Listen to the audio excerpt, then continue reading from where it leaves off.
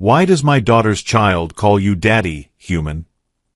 The alien queen is about to learn the truth. The hyperspace jump always left Kalen with a peculiar taste in his mouth, like he'd been chewing on copper pennies dipped in ozone. He pressed his palm against the viewport of the diplomatic cruiser Meridian's edge, watching the swirling chaos of non-space collapse into the familiar patterns of real stars. Somewhere among that stellar tapestry lay Veyrath, though at this distance it was just another pinprick of light that held entirely too many complicated memories. "First time through the Kepler Junction, Ambassador?" asked Captain Torres, settling into the co-pilot seat with the practiced ease of someone who'd made this run 100 times before. Her cybernetic eye whirred softly as it adjusted focus, scanning the navigation display. "Third, actually," Kalen replied, though he didn't elaborate. The first time had been official business, a routine cultural exchange that had somehow become anything but routine. The second time had been an emergency evacuation when the hegemony had briefly considered glassing the entire system over a trade dispute. This third time felt different, weighted with purpose he wasn't entirely comfortable examining too closely. Torres raised an eyebrow, the organic one. Most folks remember their first jump through Kepler space. The gravitational fields play havoc with brain chemistry. Some people report seeing their dead relatives. Others insist they can taste colors for weeks afterward. "I remember," Kalen said dryly. "I spent 3 days convinced that the color blue was personally offended by my existence." The captain's laugh was interrupted by a soft chime from the communication array. A holographic display materialized above the console, showing a graceful figure with the elongated ears characteristic of the Veyrathi people. Her skin held a subtle golden hue that indicated polite formality. Kalen had learned to read the emotional spectrum of Veyrathi skin pigmentation during his previous visits, though he suspected he still missed most of the nuances. "Ambassador Kalen," the figure said, her voice carrying the musical quality that made all Veyrathi speech sound like poetry being recited by someone who'd rather be singing. "I am Counselor Marin. Queen Arlina extends her welcome and requests that you dock at the Royal Spire rather than the commercial port. Your quarters have been prepared in the diplomatic wing." Kalen nodded to the hologram. "Please convey my gratitude to Her Majesty. How long until we reach orbital approach?" "Approximately 4 hours, assuming standard traffic patterns around the crystal farms." Counselor Marin's skin shifted slightly toward a warmer orange amusement, if he remembered correctly. "Though I should warn you that there's been unusual activity in the lower atmosphere. The Aurora sprites are particularly active this season. They've been playing havoc with our navigation systems." Torres snorted. "Sentient electromagnetic phenomena. Sometimes I think the universe has too much of a sense of humor for its own good." After the connection closed, Kalen found himself staring out at the growing disk of Veyrath.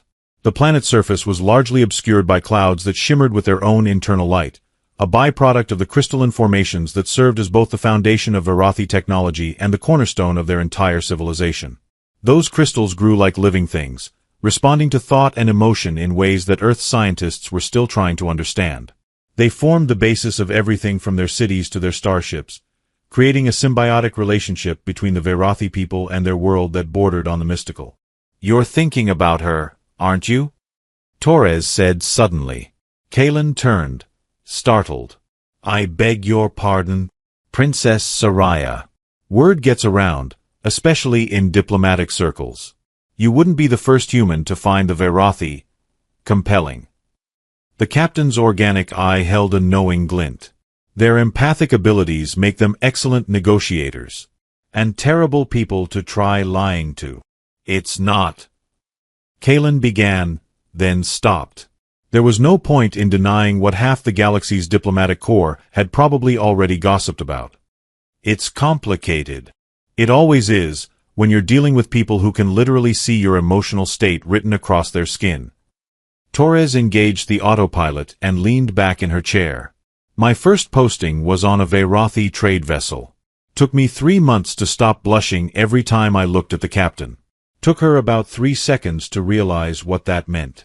The proximity alarms chimed softly as they entered Veyratha's outer orbital zone. Through the viewport, Kalen could see the delicate tracery of the crystal farms, vast structures that looked like frozen lightning, growing in precise geometric patterns through the vacuum of space. Ships moved between them like fish swimming through an artificial reef, their hulls gleaming with the same bioluminescent glow that characterized all Veyrathi technology. "Permission to dock granted," came a voice from traffic control. "Bay 17, Royal Spire. Welcome back to Veyrath, Ambassador Kalen." As the Meridian's edge settled into its approach vector, Kalen felt the familiar knot of anticipation and anxiety settling in his stomach.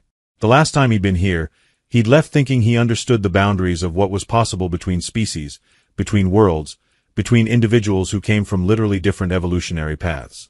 He was about to learn just how wrong he'd been. The Royal Spire's docking bay hummed with activity that seemed choreographed by some invisible conductor. Veyrathi technicians moved with fluid precision, their skin cycling through subtle shades that Kalen had learned indicated different states of concentration. A few glanced his way as he descended the Meridian's edge's boarding ramp, their expressions politely curious but professionally neutral. "Ambassador Kalen," a voice called out, warm with genuine pleasure. He turned to see Dr. Nasara approaching, her violet-tinged complexion brightening to a cheerful lavender as she drew near. "It's wonderful to see you again. How was your journey through hyperspace?" "Educational," Kalen replied, accepting her offered hand in the traditional Veyrathi greeting, a brief clasp that allowed for the subtle exchange of bioelectrical information. "I learned that Blue still holds a grudge against me for my last jump through the Kepler junction." Nisara's laugh was like wind chimes in a gentle breeze. "Ah yes, synesthetic displacement from gravitational field exposure. Perfectly normal. Though I have to ask, have you been eating enough foods rich in neurotransmitter precursors? Sometimes dietary deficiency can exacerbate the effects. Only you would turn post-hyperspace hallucinations into a medical consultation, Nisara." Occupational hazard.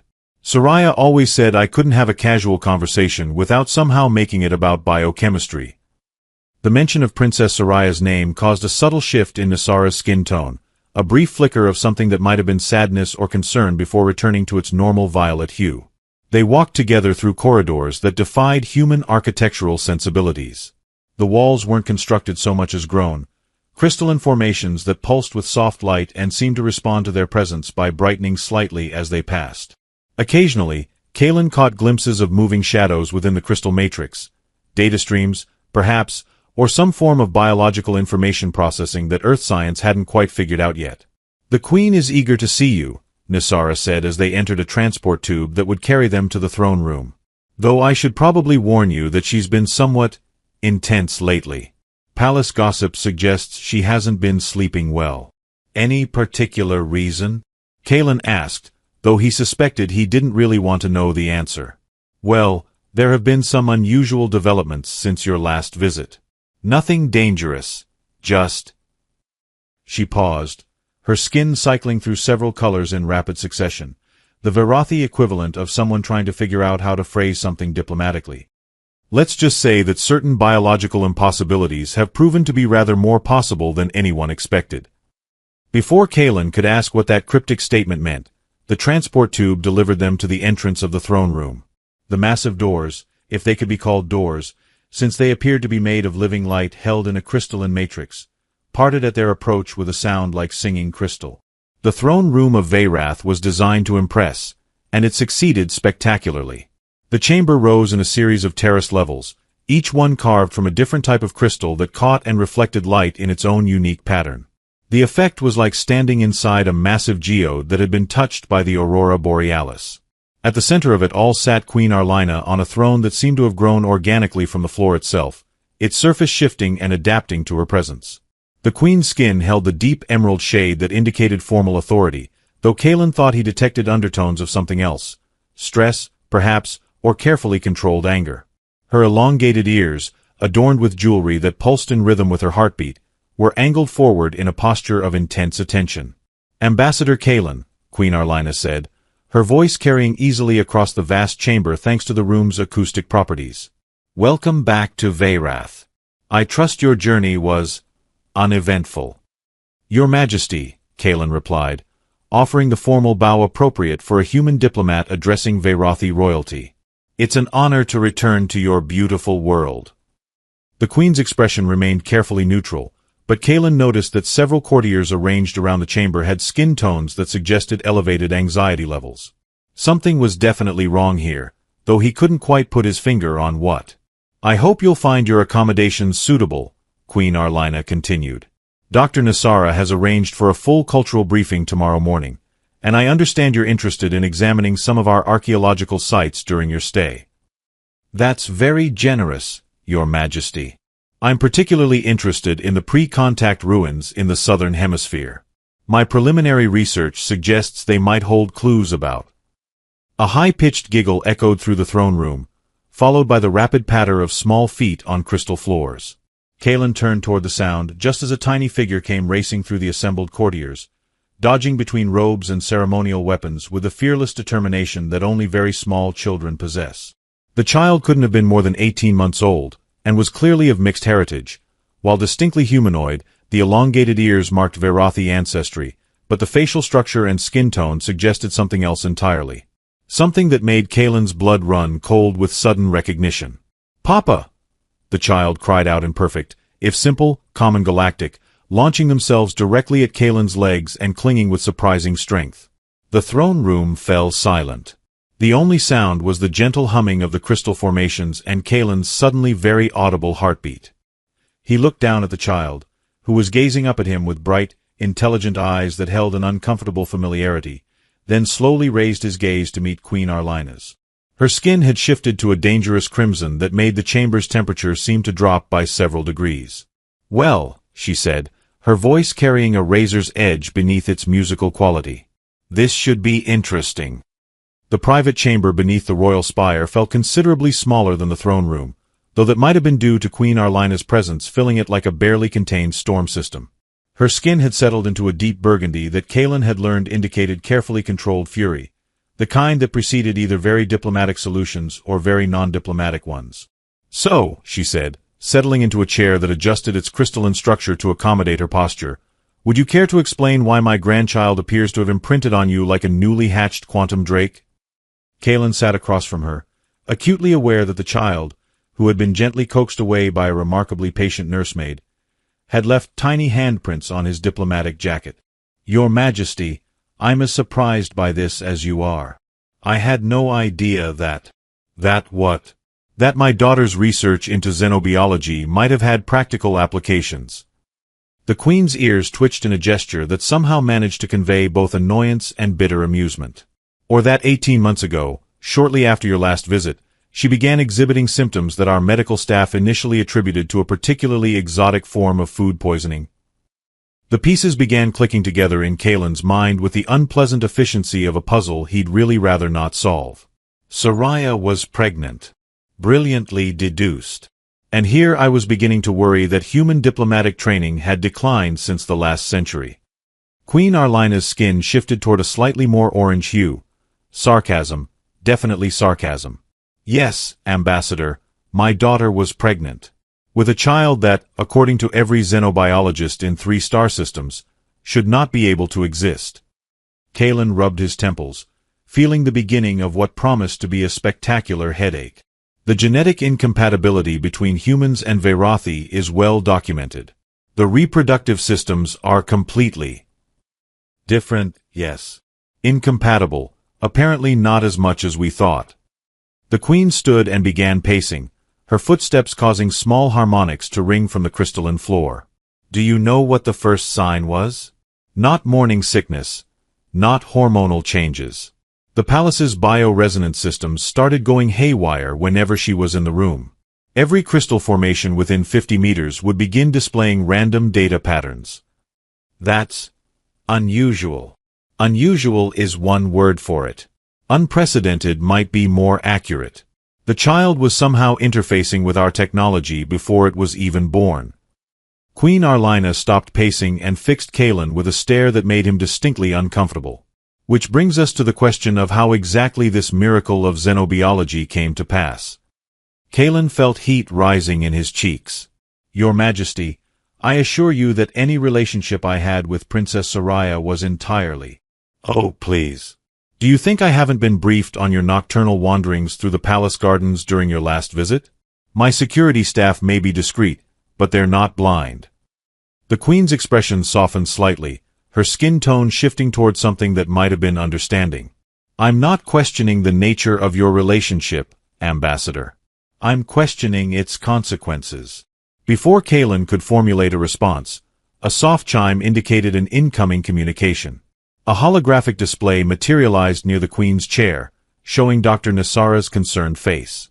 Your Majesty, forgive the interruption, but we have a situation in the nursery.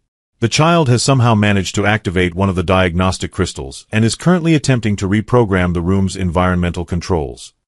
Queen Arlina closed her eyes and took a deep breath. How exactly does an 18-month-old reprogram anything? Well, that's the interesting part. It appears to be doing it telepathically, or through some form of bioelectrical interface we don't understand. The nursemaid is fine, but she's currently trapped in a room where gravity keeps shifting between 0.8 and 1.3 standard. On our way, the Queen said, ending the communication. She turned to Kalen with an expression that somehow managed to combine maternal concern with royal authority. I think it's time you met your... That is, I think it's time you were properly introduced to little Kira. They hurried through corridors that were definitely not supposed to be pulsing with that particular shade of concerned blue-green. Other palace staff they passed were displaying various degrees of anxiety in their skin tones, and Kalen noticed that several wall-mounted crystals were flickering erratically. This happens often, he asked as they waited for a transport tube. Daily. Sometimes hourly. We've had to assign a dedicated team of technicians just to keep up with the repairs. The Queen's tone held a note of weary fondness. Last week she somehow managed to interface with the kitchen's food synthesizers and created what the chef described as a culinary experience that challenged the very concept of flavor itself. Was it edible? That's still being debated by the medical staff. The nursery, when they finally reached it, was a testament to both Verothi engineering and the remarkable adaptability of childcare professionals. The room's walls were shifting through a spectrum of colors that would have been beautiful if they weren't clearly indicating system malfunctions. In the center of it all, a small figure sat cross-legged on the floor, one hand pressed against a crystal formation that was pulsing in rhythm with the child's heartbeat. The nursemaid, a patient-looking woman whose skin was displaying the pale green of someone trying very hard to remain calm in unusual circumstances, was floating approximately 3 feet off the ground. "Hello, Kira," Queen Arlina said gently. "Could you please let Miss Yara down? I think she's getting dizzy." The child looked up with bright, curious eyes, and the nursemaid immediately settled back to the floor with a soft thump. Then those same bright eyes focused on Kalen, and suddenly the room's erratic lighting stabilized into a warm, welcoming glow. "Papa came back," Kira announced with the profound satisfaction of someone whose understanding of cause and effect was still developing. Kalen knelt down to the child's level, acutely aware of Queen Arlina's watchful gaze. "Hello, Kira. Yes, I suppose I am back." The child beamed and reached out to touch his face with tiny fingers that somehow made every crystal in the room chime in perfect harmony. The expedition briefing took place in what Queen Arlina generously called the Situation Room, though Kalen suspected it had been hastily repurposed from something more recreational, given the lingering scent of fermented fruit juice and the fact that one wall still displayed holographic fishing lures from the royal tackle collection. The princess was last seen entering the Vorthak cavern system 6 months ago, Dr. Nasara explained, manipulating a three-dimensional map that showed the underground network in uncomfortable detail. She was investigating unusual bioresonance signatures that had been detected in the deeper chambers. Captain Torvin, a grizzled Verothi military officer whose scarred ears spoke of battles fought in less diplomatic times, snorted dismissively. "Bioresonance signatures. In my day, we called them things that might eat you, and stayed away from them." "Your day was before we discovered that half the planet's ecosystem is actually a single interconnected organism," Nasara replied cheerfully. "Though I suppose your approach has the advantage of simplicity." Kalen studied the holographic cavern system, noting the way certain passages seemed to pulse with their own internal light. "These energy patterns, are they natural formations or something artificial?" "That's the question Princess Soraya was trying to answer," Queen Arlina said, entering the room with little Kira balanced on her hip. The child immediately began making grabbing motions toward the holographic display, causing several of the cave passages to flicker and change color. "Stop that, dear. The nice map isn't a toy." Kira giggled and somehow made the entire cavern system rotate 90 degrees. On second thought, the Queen muttered. Perhaps bringing her along wasn't the best idea. Actually, Dr. Nasara said, studying the altered display with interest, she might be onto something. Look at this configuration. It's revealing passages that our standard mapping protocols missed entirely. Captain Torvin examined the new pathways with the expression of someone who'd spent too many years being suspicious of things that seemed too convenient. Or she's creating them. Have you considered that possibility? Children don't spontaneously generate underground tunnels, Captain, Nasara replied. This child reprogrammed our food synthesizers to create something that glowed in the dark and tasted like regret, Torvin countered. I'm not ruling anything out. The expedition equipment was loaded onto transport pods that looked like metallic insects crossed with furniture stores, all angles and storage compartments with an unsettling tendency to skitter when nobody was looking directly at them. Kalen found himself sharing a pod with Dr. Nasara and enough scientific instruments to stock a small research station. So, Nasara said as they descended toward the planet's surface, how exactly does it feel to discover you're a father to the galaxy's first impossible child? Surreal doesn't begin to cover it, Kalen admitted, checking his environmental suit seals for the third time. 24 hours ago, my biggest concern was whether I'd remembered to pack enough antacids for Veyrothi cuisine. Now I'm apparently connected to a child who treats the laws of physics like friendly suggestions. Well, look at it this way, at least you'll never have to worry about her getting into trouble that you can't handle. She'll just reprogram reality until the trouble goes away. The cavern entrance yawned before them like the mouth of some massive creature that had died with its jaws open in surprise. The expedition's portable lights barely penetrated the darkness beyond the first few meters, but Kalen could see formations that pulsed with their own bioluminescent glow deeper in the tunnels. Standard procedure, Captain Torvin announced, his voice distorted slightly by the comm system. Nobody wanders off alone, nobody touches anything that looks like it might be alive, and if anyone starts hearing voices, they report it immediately. What if we start hearing voices that make sense?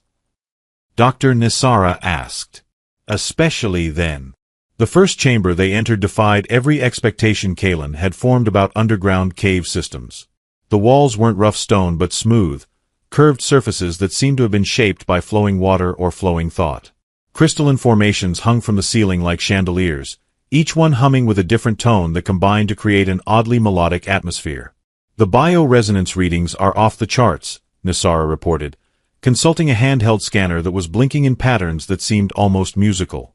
Whatever's down here, it's definitely alive and definitely interested in us. Interested how? Kalen asked, though he wasn't entirely sure he wanted to know. Well, the electromagnetic signatures suggest curiosity rather than hostility. Though it's also possible that whatever's down here just has a very sophisticated sense of humor. As if in response to her words, one of the wall formations began to glow brighter, revealing what looked like a doorway that definitely hadn't been there when they'd entered the chamber. Through the opening, they could see corridors that branched and twisted in directions that hurt to look at directly. I don't suppose anyone else is getting the impression that we're being herded somewhere specific?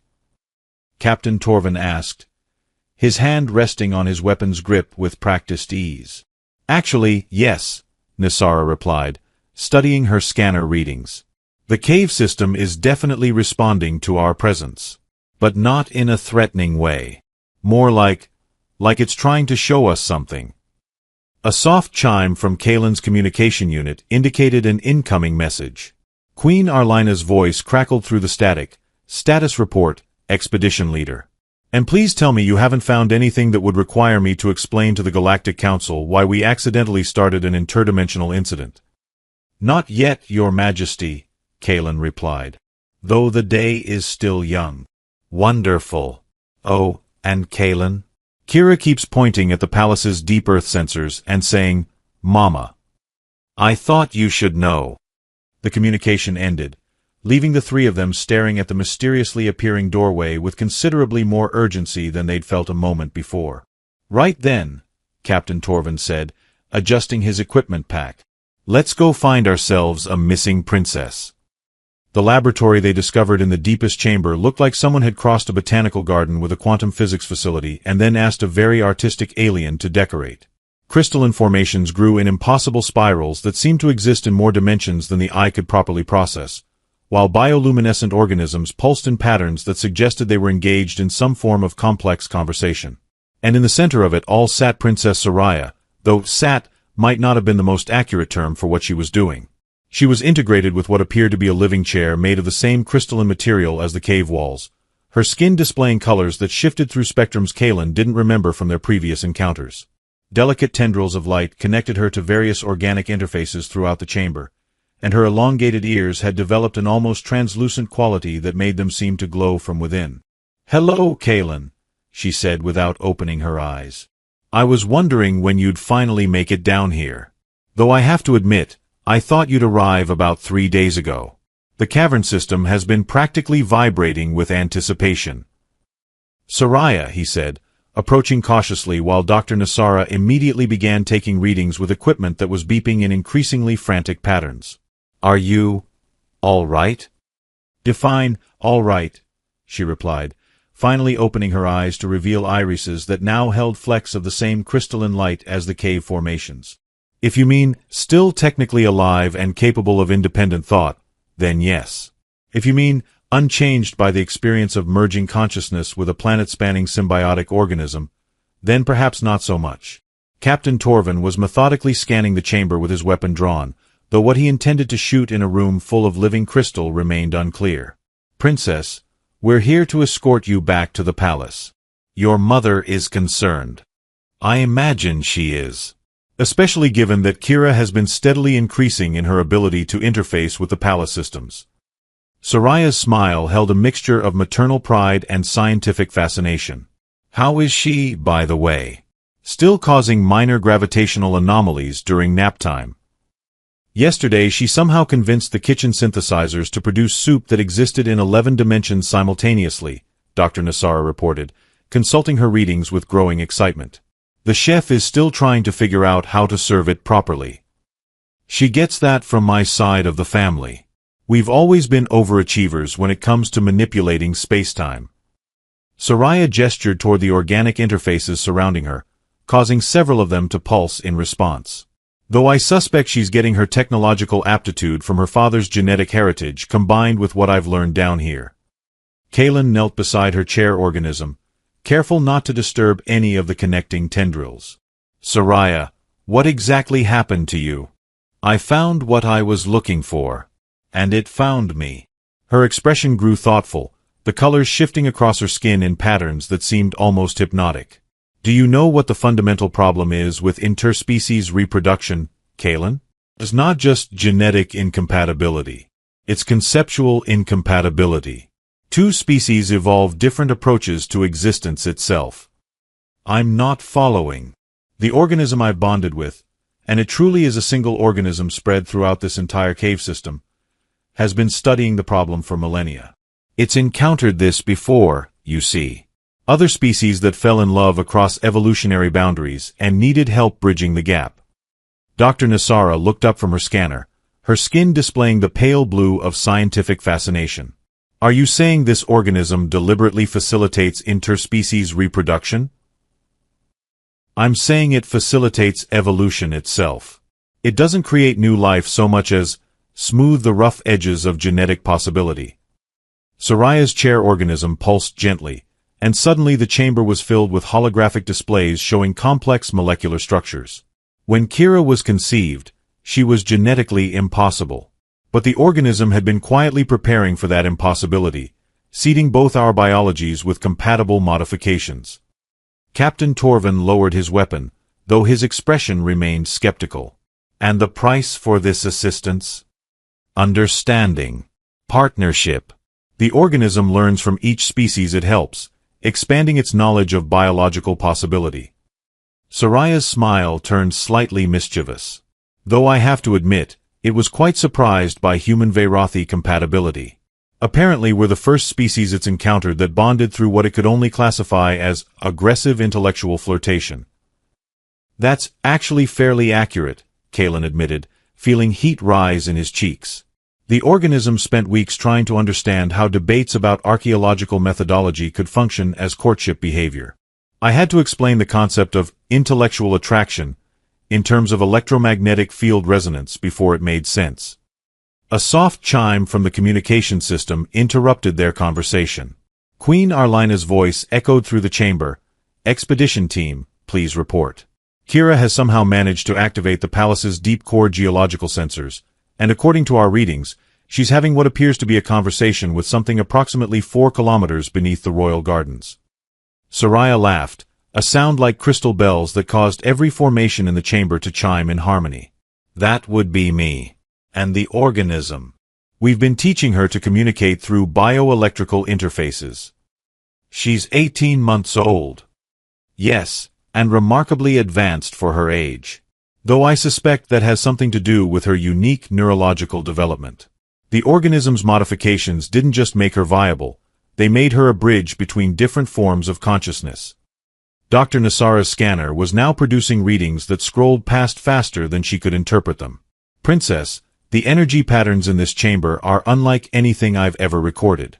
If this organism really can facilitate evolutionary leaps between species, the implications are staggering, yes. Though perhaps we should discuss them somewhere with better communication equipment. And possibly some tea. Transcendental biological merger is remarkably thirsty work." Captain Torvin holstered his weapon with the air of someone whose world had just become significantly more complicated. "So we're bringing both of you back to the surface? The princess and her new friend. Partner," Soraya corrected gently. "And yes, though the process might take some time. Disconnecting from a planet-spanning consciousness isn't something you want to rush." The emergency session of the Galactic Council had been called at Queen Arlina's request, though Kalen suspected that news of the first confirmed human-alien hybrid had already spread through diplomatic channels faster than a quantum entanglement breach. Representatives from 17 different species filled the crystalline amphitheater, their various methods of expressing confusion creating a symphony of clicks, hums, and concerned color changes.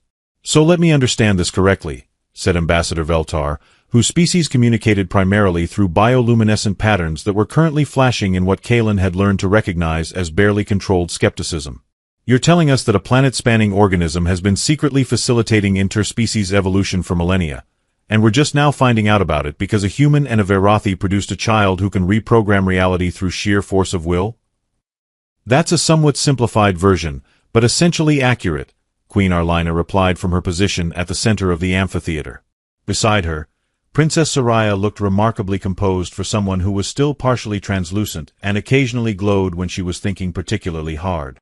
Little Kira sat in Kalen's lap, apparently fascinated by the holographic displays surrounding them. She'd already managed to make the galactic map rotate in 17 different directions and had somehow convinced the translation matrix to render all the ambassador's speeches in rhyming couplets, which was making the proceedings considerably more entertaining than usual. "The organism, we're calling it the synthesis for convenience, has agreed to work openly with our scientific communities," Dr. Nasara announced, consulting notes that seemed to be writing themselves on her datapad. "Its goal has always been to facilitate evolutionary advancement across species barriers. It simply preferred to work subtly until now." "And why the change in policy?"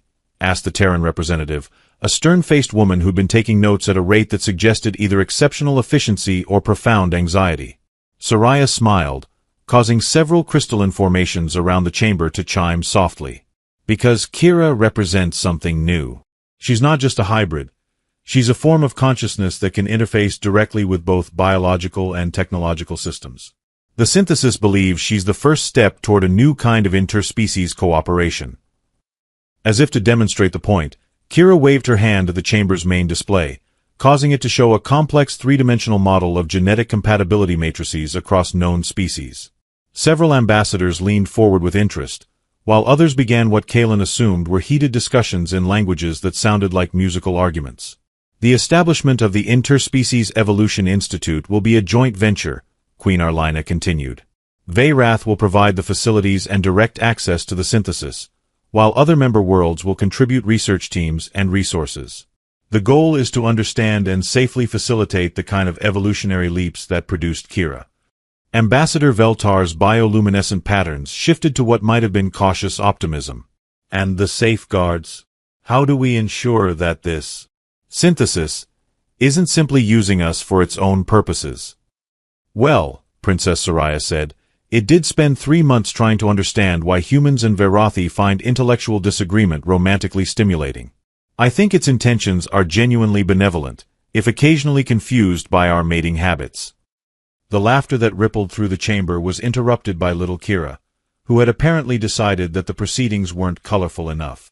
With a giggle that seemed to resonate through dimensions, she somehow convinced every holographic display in the room to cycle through what appeared to be her favorite colors, a combination of purple, gold, and something that didn't have a name but made everyone feel inexplicably cheerful.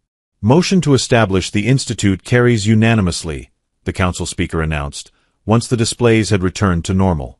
"Though I feel compelled to note that this is the first time in council history that legislation has been passed with accompanying sound effects that transcend known physics."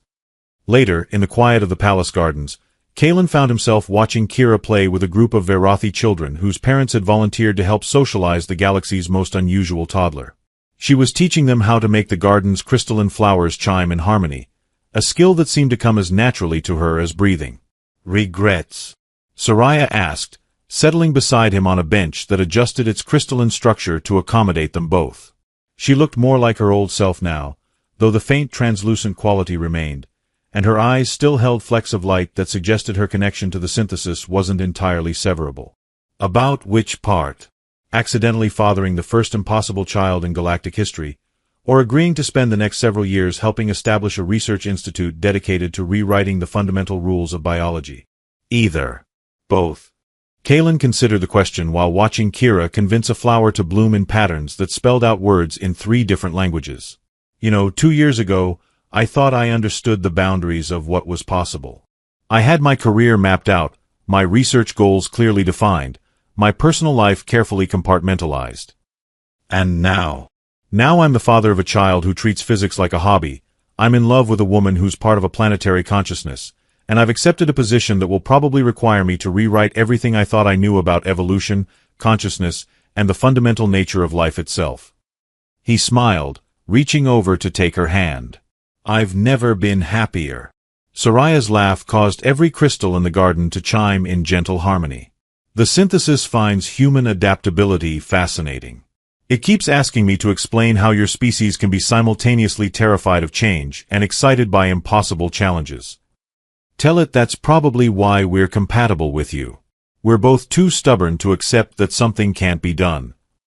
Queen Arlina approached them across the garden, her skin displaying the warm gold tones that indicated contentment. The council vote was unanimous. "Congratulations, both of you. You've just become the galaxy's first official impossible family." "Does that come with benefits?" Kalen asked. "Diplomatic immunity, research funding, and a guarantee that your child's unique abilities will be studied rather than feared." The Queen's expression grew more serious. "Though I should warn you that there will be challenges. Not everyone in the galaxy is comfortable with the idea that evolution itself might be more malleable than we thought." "We'll handle it," Soraya said, her voice carrying quiet confidence. "All of us. Together." As if summoned by her words, Kira came running over, her small arms full of crystal flowers that were glowing with their own inner light. She presented them to each adult with the profound satisfaction of someone who just figured out how to make beauty bloom on command. "For family," she announced, the words carrying harmonic overtones that made the entire garden seem to pulse with gentle warmth. Kalen accepted his flower and pulled his daughter onto his lap, marveling at how completely his understanding of possible had been transformed. The future stretched ahead of them, full of questions that had never been asked and discoveries that would reshape the galaxy's understanding of life itself. It was, he reflected, exactly the kind of impossible challenge that made existence worth living. The end.